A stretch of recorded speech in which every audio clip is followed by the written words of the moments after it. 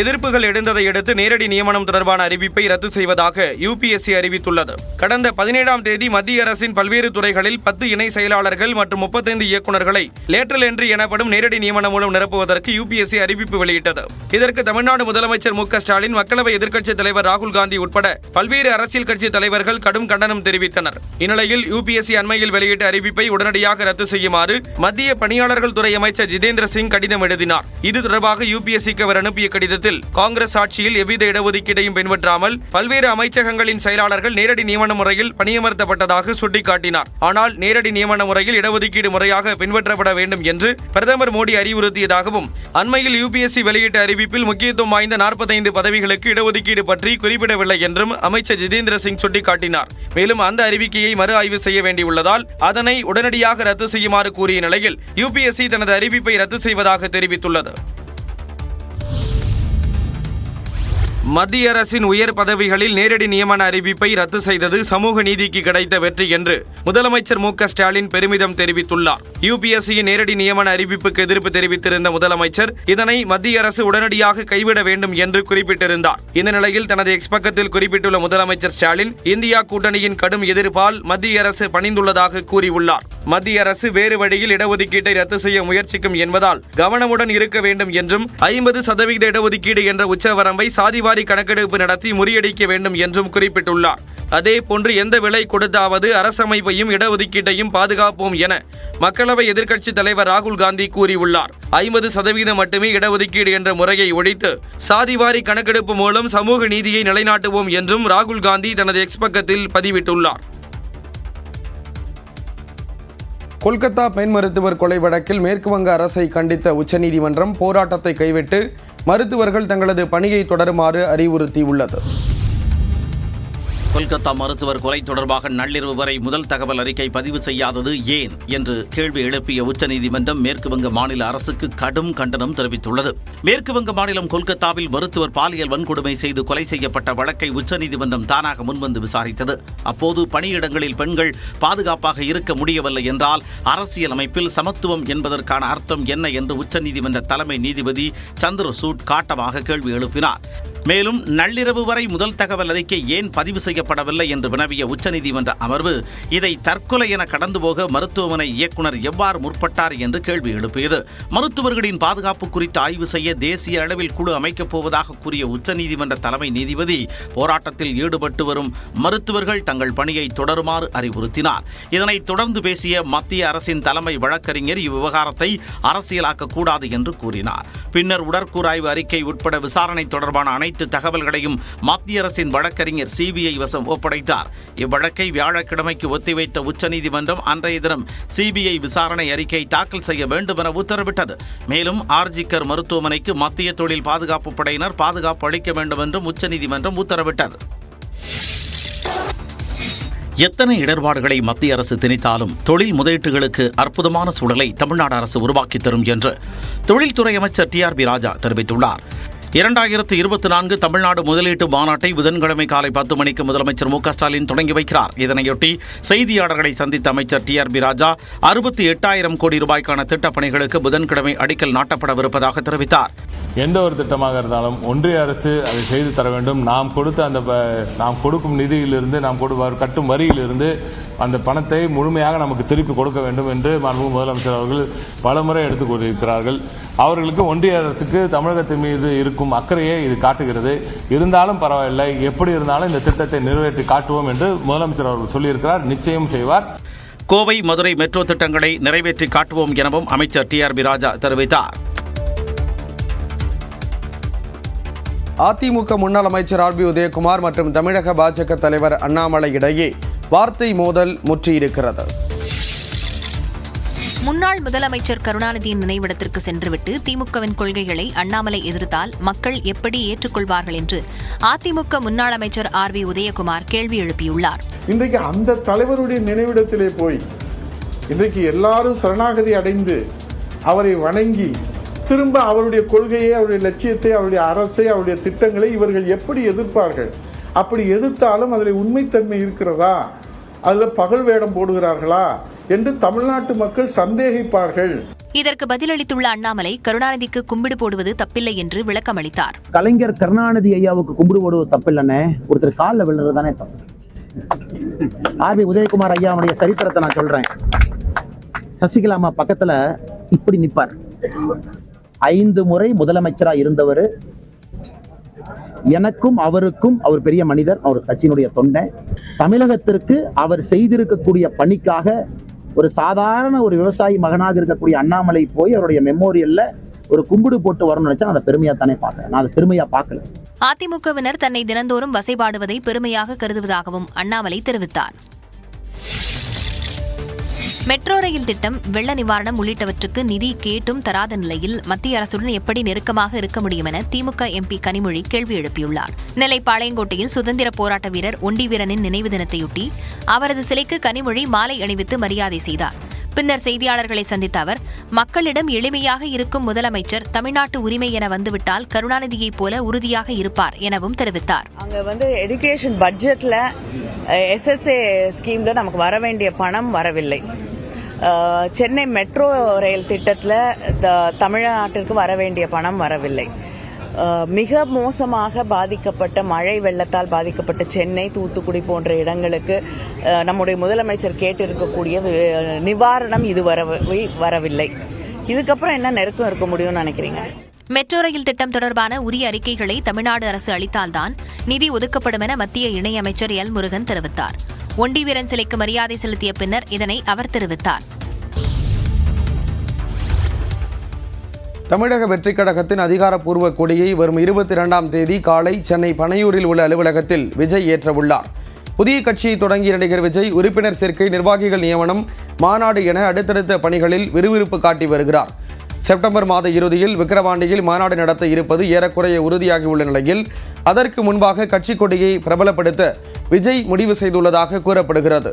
இதனால் தமிழக வெற்றிக் கழகத்தின் அதிகாரப்பூர்வ கொடி அறிமுக விழா வரும் வியாழக்கிழமை சென்னை பனையூரில் உள்ள கட்சியின் தலைமை அலுவலகத்தில் நடைபெற உள்ளது. அன்றைய தினம் காலை 6 மணிக்கு அலுவலகத்திற்கு நிர்வாகிகள் வர வேண்டும் என்றும் செல்போன் கொண்டு வர அனுமதி இல்லை என்றும் கட்சி தலைமை அறிவுறுத்தியுள்ளது. வியாழக்கிழமை காலை 11 மணிக்கு முன்பாக தமிழக வெற்றிக் கழகத்தின் கொடியை அறிமுகம் செய்ய உள்ள கட்சியின் தலைவர் விஜய் பின்னர் கொடி ஏற்றுவார் என தெரிவிக்கப்பட்டுள்ளது.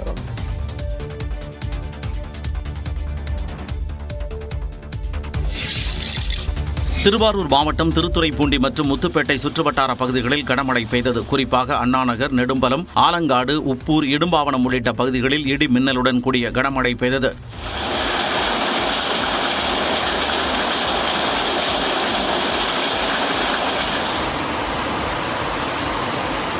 திருத்துறைப்பூண்டியில் இருந்து திருவாரூர் சென்ற அரசு பேருந்திற்குள் மழைநீர் கசிந்ததால் பயணிகள் கடும் அவதிக்கு ஆளாகினர்.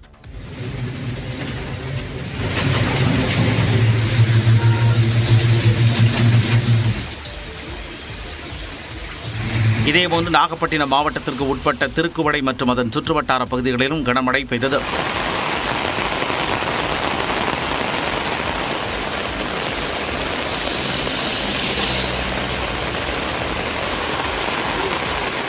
குறிப்பாக கொளப்பாடு, வலிவலம், ஆதமங்கலம், சித்தார் உள்ளிட்ட பகுதிகளில் பெய்த மழையால் சாலைகளில் நீர் பெருக்கெடுத்து ஓடியது.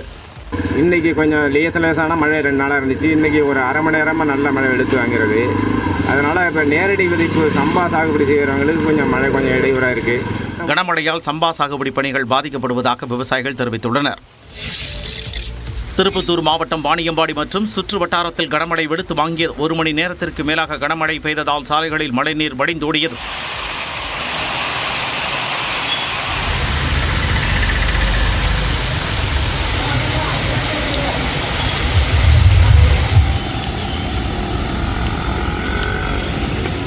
கொடைக்கானல் மற்றும் அதன் சுற்றுவட்டார பகுதிகளிலும் கனமழை பெய்தது. மழையால் நீர்நிலைகள் நிரம்புவதுடன் அருவிகளுக்கு நீர்வரத்தும் அதிகரித்துள்ளது.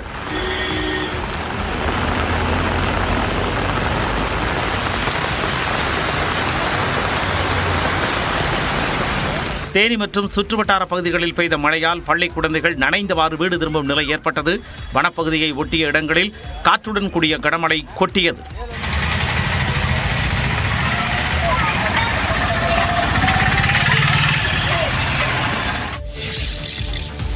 கொடைக்கானல் அருகே டோலி கட்டி தூக்கிச் சென்ற பெண் சிகிச்சை பலனின்றி இறந்த நிலையில் ஆற்றை கடக்க விரைவில் பாலம் அமைக்கப்படும் என கோட்டாட்சியர் தெரிவித்துள்ளார்.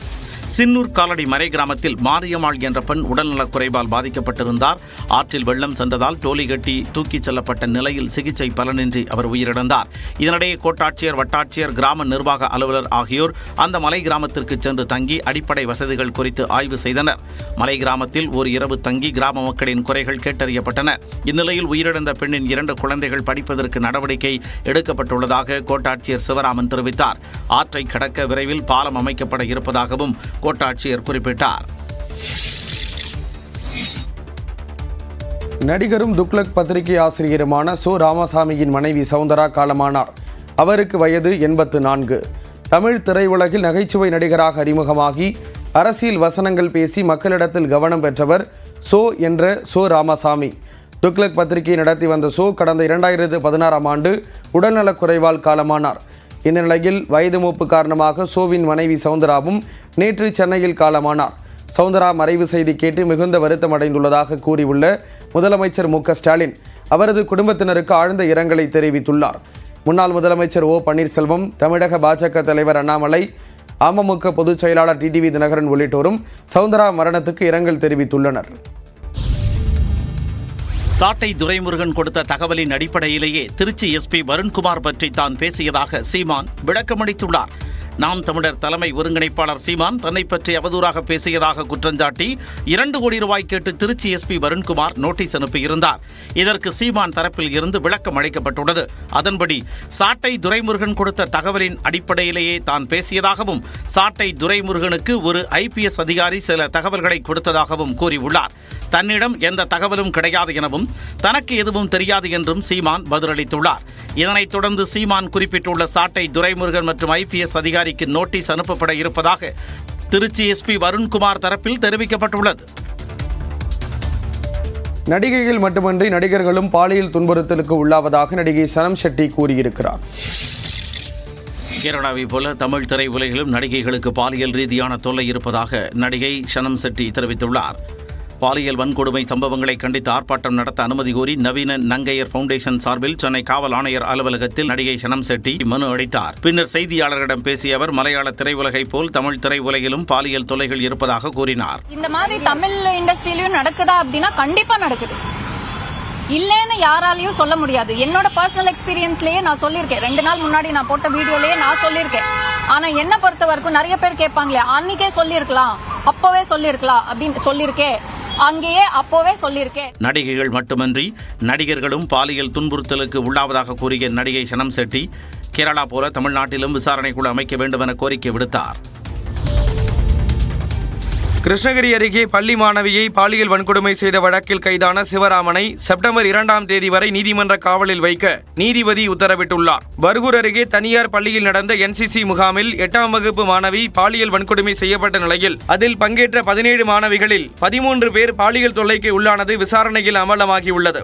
இந்த சம்பவத்தை மறைக்க முயன்றதாக தனியார் பள்ளி தாளாளர், முதல்வர், ஆசிரியர்கள் உள்ளிட்ட 11 பேர் கைது செய்யப்பட்டுள்ளனர். தலைமறைவாக உள்ள சுதாகர் என்பவரை தொடர்ந்து தேடி வருகிறார்கள். முக்கிய குற்றவாளியாக கருதப்படுபவரும் NCC முகாம் நடத்தியவருமான சிவராமன் கைது செய்யப்பட்ட நிலையில் சிகிச்சைக்காக மருத்துவமனையில் அனுமதிக்கப்பட்டுள்ளார். இந்நிலையில் சிவராமனை செப்டம்பர் 2ஆம் தேதி வரை நீதிமன்ற காவலில் வைக்க கிருஷ்ணகிரி நீதிமன்றம் உத்தரவிட்டுள்ளது. தஞ்சை அருகே பாலியல் வன்கொடுமையால் பாதிக்கப்பட்ட பெண்ணுக்கு சிகிச்சை அளிக்க மறுத்ததாக கூறுவதில் உண்மை இல்லை என அரசு மருத்துவமனை தரப்பில் அறிக்கை தாக்கல் செய்யப்பட்டதாக தகவல் வெளியாகியுள்ளது. தஞ்சாவூர் மாவட்டம் பாப்பாநாட்டில் இளம்பெண் கூட்டு பாலியல் வன்கொடுமை செய்யப்பட்ட வழக்கு குறித்த விசாரணையின் போது பட்டுக்கோட்டை அரசு மருத்துவமனையில் தனக்கு சிகிச்சை அளிக்க மறுத்துவிட்டதாக பாதிக்கப்பட்ட பெண் வாக்குமூலம் அளித்திருந்தார். இது தொடர்பான வழக்கு விசாரணையின் போது பாதிக்கப்பட்ட பெண்ணுக்கு சிகிச்சை அளிக்காதது ஏன் எனவும், பணியில் இருந்த மருத்துவர் மீது ஏன் வழக்கு பதிவு செய்யக்கூடாது என்பது குறித்து விளக்கம் அளிக்கவும் புறத்தநாடு நீதிமன்றம் உத்தரவிட்டிருந்தது. இந்நிலையில் பாதிக்கப்பட்ட பெண் சிகிச்சைக்கு வந்தபோது பணியில் இருந்த மருத்துவர் அறுவை சிகிச்சையில் இருந்ததாகவும் காத்திருக்கும்படி மருத்துவர் தெரிவித்த போதும் அந்த பெண் யாரிடமும் கூறாமல் 6 நிமிடங்களில் புறப்பட்டுச் சென்று விட்டதாகவும் மருத்துவமனை தரப்பில் கூறப்படுகிறது.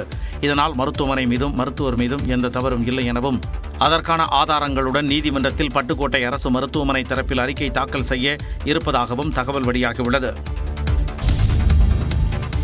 ஆம்ஸ்ட்ராங் கொலை வழக்கு தொடர்பாக ஜெயிலர் பீஸ்ட் படங்களின் இயக்குநர் நெல்சனின் மனைவியிடம் போலீசார் விசாரணை நடத்தியிருப்பது திரையுலகில் அதிர்ச்சியை ஏற்படுத்தியுள்ளது.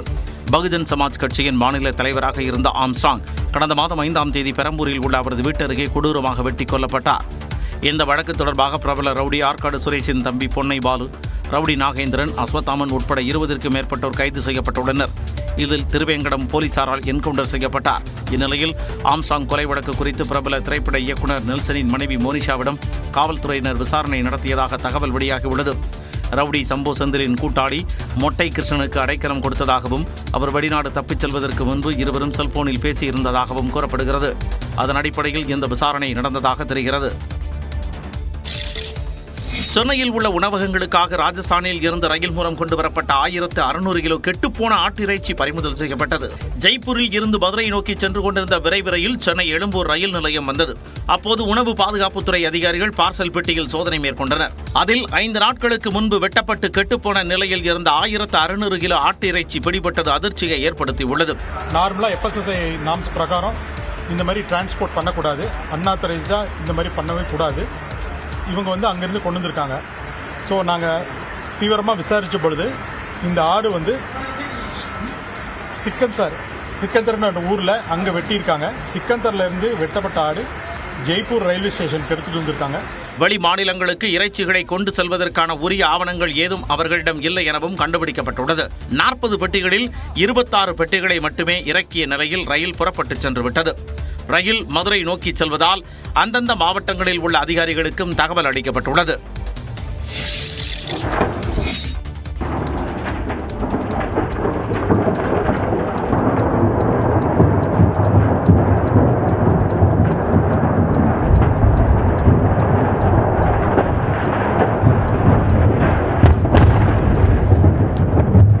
ஸ்காட்லாந்தில் பரிசோதனையின் போது ராக்கெட் என்ஜின் வெடித்து சிதறிய காட்சி இது.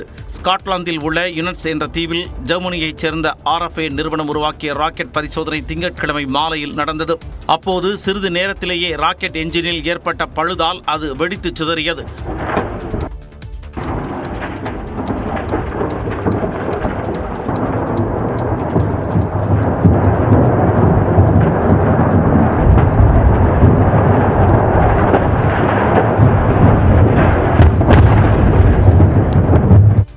இந்த விபத்தில் நல்வாய்ப்பாக யாருக்கும் காயம் ஏற்படவில்லை. கடந்த ஆண்டும் ஜனவரியில் ராக்கெட் மூலம் செயற்கைக்கோள்களை விண்ணில் செலுத்தும் பிரிட்டனின் திட்டம் தோல்வியில் முடிந்த நிலையில் தற்போது ஸ்காட்லாந்தின் பரிசோதனையும் தோல்வியடைந்திருப்பது பின்னூடாக பார்க்கப்படுகிறது. திருவள்ளூர் மாவட்டம் பூந்தமல்லியில் மெட்ரோ பணியின் போது பாலத்தின் மேல் நின்றிருந்த வடமாநில இளைஞர் கீழே விழுந்து உயிரிழந்தார். பூந்தமல்லியில் இருந்து சென்னை ஆலந்தூர் வரையிலான மெட்ரோ ரயில் பணிகள் நடைபெற்று வருகிறது. அதன்படி நசரத்பேட்டையில் நடந்து வந்த மெட்ரோ பணியின் போது அங்குள்ள 40 அடி உயர பாலத்தின் மேல் பஞ்சாப் மாநிலத்தைச் சேர்ந்த ரவீந்திர சிங் என்ற இளைஞர் நின்றிருந்ததாக தெரிகிறது. அப்பொழுது நிலை தடுமாறி கீழே விழுந்ததில் படுகாயமடைந்த ரவீந்திர சிங்கை அங்குள்ளவர்கள் மருத்துவமனையில் அனுமதித்தனர். எனினும் சிகிச்சை பலனின்றி வடமாநில இளைஞர் உயிரிழந்தார். மெட்ரோ ஊழியர்கள் போதுமான பாதுகாப்பு உபகரணங்கள் ஏதுமின்றி வேலை செய்வதாக தொடர்ச்சியான புகார்கள் வந்த நிலையில் தற்போது பூந்தமல்லியில் மெட்ரோ ஊழியர் ஒருவர் உயிரிழந்துள்ள சம்பவம் அதிர்ச்சியை ஏற்படுத்தியுள்ளது. நாகை இலங்கை இடையே இனி வாரத்தில் 3 நாட்கள் மட்டுமே கப்பல் போக்குவரத்து சேவை இருக்கும் என்று தனியார் நிறுவனம் தெரிவித்துள்ளது. கடந்த வருடம் அக்டோபர் 14ஆம் தேதி பிரதமர் நரேந்திர மோடி தொடங்கி வைத்த செரியாபாணி கப்பல் சேவை பருவநிலை மாற்றம் உள்ளிட்ட பல்வேறு காரணங்களை காட்டி நிறுத்தப்பட்டது. இந்த நிலையில் இந்த ஆண்டு கடந்த 16ஆம் தேதி நாகை இலங்கை இடையேயான கப்பல் சேவை மீண்டும் தொடங்கப்பட்டது. முதல் நாள் 44 பேர் நாகையில் இருந்து இலங்கை சென்றனர். இதனைத் தொடர்ந்து டிக்கெட் முன்பதிவு செய்யும் பயணிகளின் எண்ணிக்கை நாளுக்கு நாள் குறைய தொடங்கியது. இதன் காரணமாக நாகப்பட்டினம் இலங்கை இடையே வாரத்தில் 3 நாட்கள் மட்டுமே கப்பல் போக்குவரத்து சேவை இருக்கும் என கப்பலை இயக்கும் இன்ஸ்ரீ நிறுவனம் அறிவித்துள்ளது. போதுமான பயணிகள் வருகை இல்லாத காரணத்தால் செவ்வாய், வியாழன், ஞாயிறு என 3 நாட்கள் மட்டுமே இரு நாட்டிற்கு இடையே கப்பல் சேவை செயல்படும் எனவும் செப்டம்பர் 15ஆம் தேதி வரை இந்த நடைமுறை தொடரும் என்றும் தெரிவிக்கப்பட்டுள்ளது. தமிழக முதலமைச்சர் மு.க.ஸ்டாலினின் செயலாளர்களாக இருப்பவர்களின் படிநிலைகள் உயர்த்தி உத்தரவிடப்பட்டுள்ளது. அதன்படி முதல்வரின் செயலாளர் 1 பொறுப்புக்கு பி. உமாநாத் நியமிக்கப்பட்டுள்ளார். முதலமைச்சருக்கு மொத்தம் 4 செயலாளர்கள் உள்ள நிலையில் அதில் முதலிடத்தில் இருந்த முருகானந்தம் தற்போது மாநிலத்தின் மிக உயரிய அரசு பதவியான தலைமைச் செயலாளராக நியமிக்கப்பட்டுள்ளார். இதனால் முதலமைச்சரின் செயலாளர்களில் முருகானந்தத்துக்கு அடுத்தபடியாக 2வது இடத்தில் இருந்த உமாநாத் தற்போது தனிச் செயலாளர்களில் செயலாளர் 1 பொறுப்புக்கு வந்துள்ளார். 3வது செயலாளராக இருந்த சண்முகம் 2வது செயலாளராகவும், 3வது செயலாளராக பதவி வகித்த அனு ஜார்ஜ் 2வது செயலாளராகவும் படிநிலை உயர்த்தம் செய்யப்பட்டுள்ளனர். முன்னாள் அமைச்சர் செந்தில் பாலாஜி ஜாமீன் கோரிய வழக்கின் தீர்ப்பை உச்சநீதிமன்றம் தேதி குறிப்பிடாமல் ஒத்திவைத்துள்ளது. அமலாக்கத்துறை தொடர்ந்த வழக்கில் சிறையில் உள்ள முன்னாள் அமைச்சர் செந்தில் பாலாஜி ஜாமீன் கோரி உச்சநீதிமன்றத்தில் மேல்முறையீடு செய்தார். இந்த வழக்கு மீண்டும் விசாரணைக்கு வந்தபோது செந்தில் பாலாஜி மீதான சட்டவிரோத பண பரிவர்த்தனை வழக்கை மட்டும் விசாரிக்க போகிறீர்களா அல்லது அவர் மீதான அனைத்து வழக்குகளையும் சேர்த்து விசாரிக்க போகிறீர்களா என அமலாக்கத்துறையிடம் நீதிபதிகள் மீண்டும் கேள்வி எழுப்பினர். இது தொடர்பாக அமலாக்கத்துறை தரப்பில் நீதிமன்றத்தில் சிறு குறிப்பு மட்டுமே தாக்கல் செய்யப்பட்டது. விளக்கமான ஆவணத்தை தாக்கல் செய்ய கூடுதல் அவகாசம் வேண்டும் என அமலாக்கத்துறை விடுத்த கோரிக்கையை ஏற்க நீதிபதிகள் மறுத்துவிட்டனர். இதையடுத்து செந்தில் பாலாஜி ஜாமீன் கோரிய வழக்கின் தீர்ப்பை தேதி குறிப்பிடாமல் நீதிபதிகள் ஒத்திவைத்தனர். இந்த தீர்ப்பின் போது செந்தில் பாலாஜி மீதான அனைத்து வழக்குகள் குறித்தும் அமலாக்கத்துறை விசாரிக்கலாமா வேண்டாமா எனவும் உத்தரவு பிறப்பிக்கப்படும் என எதிர்பார்க்கப்படுகிறது. சிதம்பரம் நடராஜர் கோயிலில் பூஜை நேரத்தை தவிர மற்ற நேரங்களில் பக்தர்கள் கனகசபை மீது ஏறி தரிசனம் செய்வது தடுக்கப்படக்கூடாது என சென்னை உயர்நீதிமன்றம் உத்தரவிட்டுள்ளது. சிதம்பரம் நடராஜர் கோயிலில் ஆணி திருமஞ்சன விழாவின் போது கனகசபை மீது நின்று பக்தர்கள் தரிசனம் செய்ய அனுமதி கோரி சம்பந்தமூர்த்தி ராமநாதன் என்பவர் உயர்நீதிமன்றத்தில் வழக்கு தொடர்ந்திருந்தார். இந்த வழக்கு விசாரணைக்கு வந்தபோது பொது தீட்சிதர்கள் தரப்பில் பதில் மனு தாக்கல் செய்யப்பட்டது. அதில் கனகசபை மீது நின்று பக்தர்கள் தரிசனம் செய்ய எந்த தடையும் இல்லை என்றும் 6 கால பூஜை நேரத்தில் மட்டும் பக்தர்கள் கனகசபையில் அனுமதிக்கப்படுவதில்லை என்றும் தெரிவிக்கப்பட்டது. அப்போது விழா காலங்களில் கனகசபை மீது ஏறி தரிசனம் செய்ய பக்தர்களை அனுமதிப்பதில்லை என அறநிலையத்துறை தரப்பில் குற்றம் சாட்டப்பட்டது. இந்நிலையில் 6 கால பூஜை நேரத்தை தவிர மற்ற நேரங்களில் பக்தர்கள் கனகசபை மீது தரிசனம் செய்வதை தடுக்கக்கூடாது என பொது தீட்சிதர்களுக்கு நீதிமன்றம் உத்தரவிட்டுள்ளது.